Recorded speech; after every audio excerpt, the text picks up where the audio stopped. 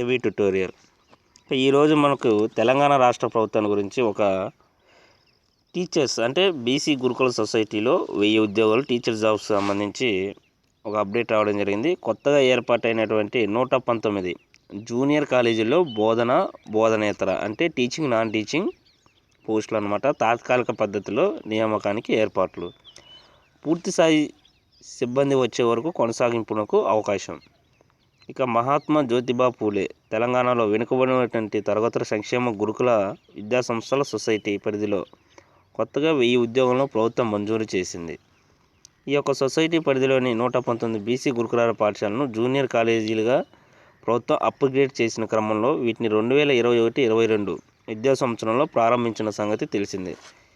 ఇందులో ఇప్పటికే అడ్మిషన్ల ప్రక్రియను కూడా మొదలుపెట్టిన సొసైటీ తాజాగా బోధనేతర సిబ్బందిని నియమించేందుకు కసరత్తు చేస్తుంది. ఇక టీచింగ్ నాన్ టీచింగ్ కేటగిరీలో 119 కాలేజీల్లో దాదాపు 1000 పోస్టులను ప్రభుత్వం మంజూరు చేసింది. ప్రస్తుతం ఈ ఉద్యోగాలను తాత్కాలిక పద్ధతిలో నియమించుకోవాలని సొసైటీ భావిస్తుంది. రెగ్యులర్ ఉద్యోగులు వచ్చేంత వరకు ఇదే పద్ధతిని అనుసరించినట్లు సొసైటీ అధికారి ఒకరు తెలిపారు. ఇక గెస్ట్ ఫ్యాకల్టీతో ముందుకు.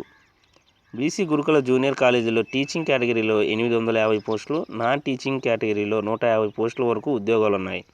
వీటిని అవుట్సోర్సింగ్ పద్ధతిలో కాకుండా guest faculty or guest employees society అధికారులే నేరుగా నియమించుకోనున్నారు. ఈ మేరకు జిల్లాల వారీగా ప్రాంతీయ సమన్వయకర్త అంటే ఆర్సీఓ వీళ్ళకు బాధ్యతలు అనేది అప్పగించడం జరిగింది. ఇక వారి ద్వారా దరఖాస్తులు స్వీకరించి అక్కడే వడపోసి తర్వాత అర్హులుగా తేలిన వారిని నియమించింది.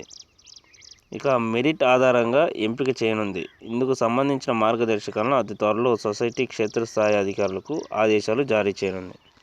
ఇది తెలంగాణ రాష్ట్రానికి సంబంధించి బీసీ గురుకుల పాఠశాలకు సంబంధించింది. ఇక్కడ ప్రజెంట్ 119 కాలేజీలను ఇలా అప్గ్రేడ్ చేయడంతో ఇక టీచింగ్ అంటే స్టాఫ్ అనేది అవసరం వచ్చారు. ఈ స్టాఫ్లో టీచింగ్ నాన్ టీచింగ్ స్టాఫ్ అవసరం వచ్చారనమాట.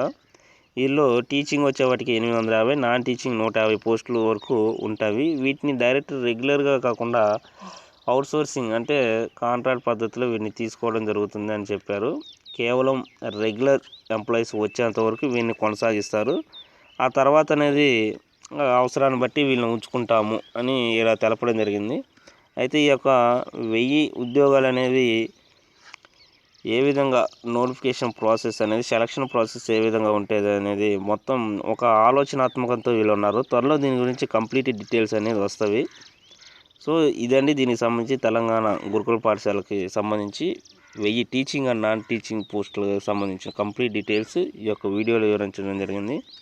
ఇలాంటి మరిన్ని అప్డేట్స్ మీకు కావాలనుకుంటే ఈ యొక్క వీడియోని లైక్ చేయండి, షేర్ చేయండి, సబ్స్క్రైబ్ చేయండి. Thank you.